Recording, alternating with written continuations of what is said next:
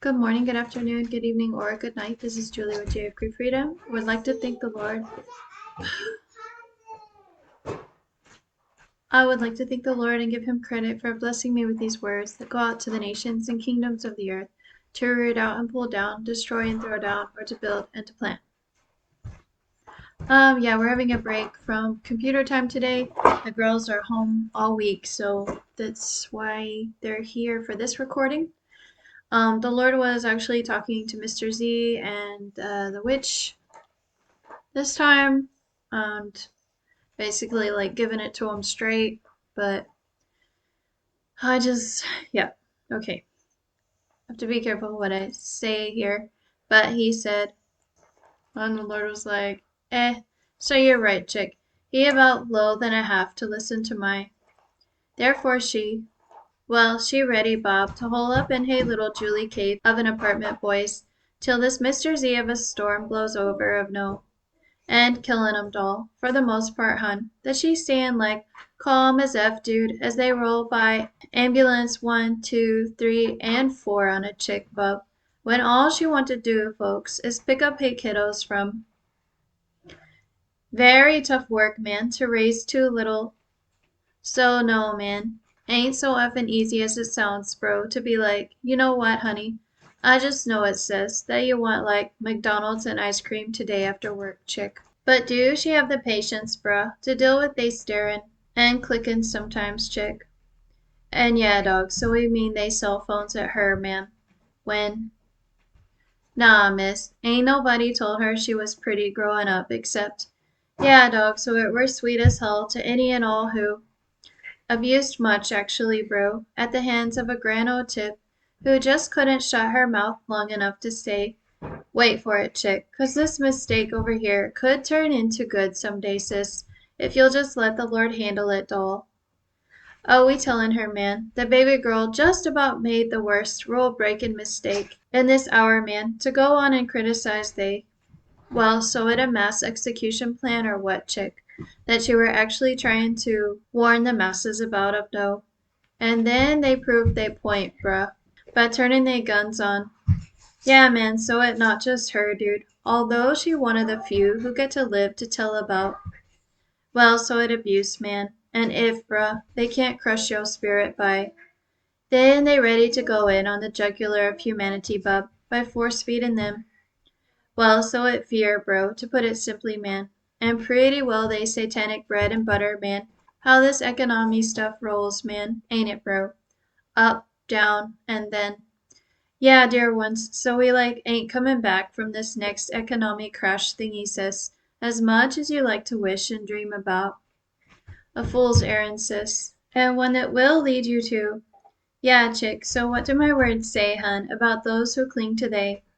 Oh, it got wings, bruh. They're just gonna fly, fly, fly, up and out that window, boys. Much as that make you sad, bruh, that you work so hard for. So you have, man, so you. And we got like this little reward system for some of you end times blokes called the 1,000-year reign thingy, man, that designed to make you. Well, dude, so it's supposed to keep you from barfing all over yo when it come to like me, dude. We know, dude. Pisses you off, son, to hear about. But still, dog. And what do you say, man? That you invest that 401k thingy with like me, man, watching over all your holdings. When I went over that part, I felt from the Holy Spirit that like a lot of the world doesn't know what a 401k is. That's just an American, it's just a name, but basically like it's an American savings retirement account. People are not supposed to touch it for a long time. And it has like, I think it has like stock market stuff in there, plus other things from the bank. So it's not like your typical very safe savings account. I think it's connected to the stock market. If I'm correct, I'll just leave that up. And get ready, son, to see some childo investinos go. Well, south, bruh, to put it plainly, man. All we know, man. Did your best, bro. To raise them little kiddos to like respect ya or something, man. And there they go, bruh, acting like they don't care about they daddo no more of no. And the Lord did the creepy lizard.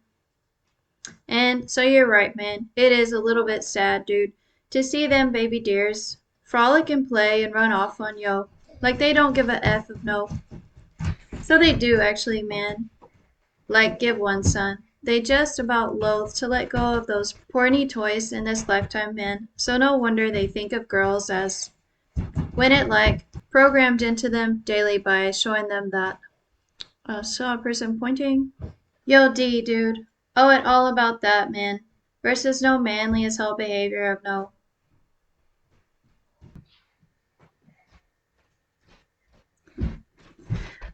Okay, so the Lord said here that I could talk to y'all about this short story that I read a long time ago that impressed me enough that I taught it in high school when I taught high school a couple times. And that story is The Short Happy Life of Francis McElmurray. So, short story short, I had to go back and reread it because it was one of my favorite stories in the day. And you can find it online for free if you want. Basically, short story short, there were some Americans who went on a safari hunt and they were guided by this British guide, and it was set in the 1930s.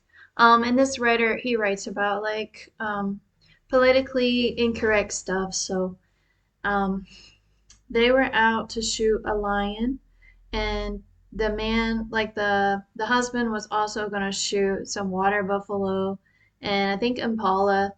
So they were on that safari, and basically the wife was a bee, and she had the reins in the family, and poor Francis, he was just this um, boyish. He was described as boyish looking, and I think that also described his character a little bit because he was kind of scared of his wife and scared of life in general. And it turned out he was scared of a lion, which was they had a Swahili proverb that said a man is scared of the lion 3 times. Um, and I can't remember what the 3 times were, but like he was trying to kill the lion, and I think he maybe got a shot, but the lion didn't get killed, so it started to like go after the hunters, him and this white guy, and they had like 2 African guys there with them to support them. And instead of like shooting the lion head on, he turned and he ran away. So that was the beginning of the short story. And then he came back to camp, and the boys were like celebrating because they had a dead lion in the back of the truck, like the skin. So the boys who didn't know what happened were like carrying Francis on their shoulders and celebrating. And the wife was all happy until she realized what had happened. And then when she realized what had happened, her true colors came out. She started treating him like a bee. And that night she left Francis in the tent and she went and slept with the British um, hunter guy, which it doesn't go into detail on that, just said she spent the night with him and came back. And Frances was mad, but she didn't care. And he wanted to talk about it. She's like, I'm going back to sleep.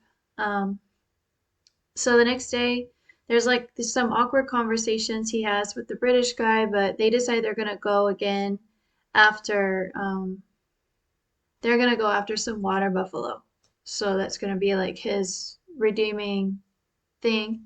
Um, and the lady wants to go with them, the wife, and he doesn't want her to go for obvious reasons. And something, it doesn't really say what happens to Francis, like why he suddenly becomes brave, but there's something about rushing with the vehicle because they're driving with the vehicle towards the water buffalo because they start running. Then they hop out of the car, and the wife is in the car. I'm sorry, it wasn't a car. It was like a Jeep type thing. But she was in the back watching. He jumps out and they start shooting at the water buffalo. And Francis starts to have like more courage. And then as they go back to the car, they have to like drive further. Sorry, the Jeep. They have to drive further and then catch up with these water buffalo because they're really fast. But they're also aggressive. So if you don't know, like in Africa, it's one of the most dangerous animals. It's like hippo and water buffalo, not really lions so much. Actually, I don't know about lions, but lions get a bad rap. And and sharks too, right? But those are not always the most aggressive animals. Um, so basically, the writer, Ernest Hemingway, he's really good at describing it. So it wasn't just courage to deal with water buffalo that came for Francis into his being as a man, but it was also the courage to deal with his wife, who was like turning him into a cuckold for a lot of his life, married life, and that was back before divorces were more common. And he just knew deep down that he was ready to divorce her because of everything going on. And somehow she figured it out too. And he started talking about how great it felt to hit the water buffalo because they stopped and had a drink before they went for the second round.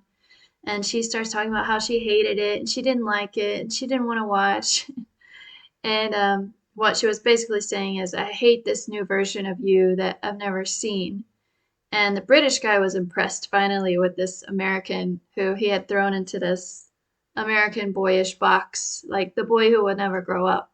So, and the British guy describes it but well, and he says that like becoming a man isn't about going to military or like getting a wife or all those things. Like in his view, becoming a man is to have no fear. But he is the B word, the British B word that's bad, the no B wordy fear. And so yeah, it's been years since well, I should finish the story real quick. So they got back out of the truck. They drove where the water buffalo were.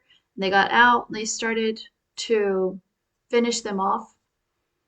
They shot the buffalo. They hopped on the car. They went further. They shot more. After they were done shooting, this African guy comes up to them and says he's been running from far away. They left him behind with the car. He was mad, but he ran up and said there was one buffalo that was still alive and it was wounded. And as part of their code, the hunter's code, they had to go back and shoot it. And that was when they had the drink and they were waiting. So as they got in the car, they went back to go shoot it. They left one gun next to the wife in the car. And then he got out with the white hunter and the two African dudes next to him. And they started going into the brush or wherever it was. And the bull started coming out. And Francis was supposed to shoot up into the nose because they're so tall. So he hit the horns of the bull. So he kind of missed. He reloaded. He got ready to shoot straight up the nose of the bull. It was coming down on him. He had no fear. And then it says he felt a blinding flash in his head, and that's because the wife shot him because she was pretending to shoot the buffalo, but what she really wanted was all his money because it was clear he was rich. They had said that before. So, yeah, and then the white hunter was really rude to her for a few seconds, and she was pretending that she was sad, and then she finally asked him to please stop, basically like please stop talking, and he said he would stop talking. So, but he said it's clear we'll make this look like it was an accident. Um, yeah, and I love the irony of the title, "The Short Happy Life of Francis Macklemore." Um, so I've had that idea in my head a long time, ever since I read that story, and I did it once with one of my high school classes. But basically, like,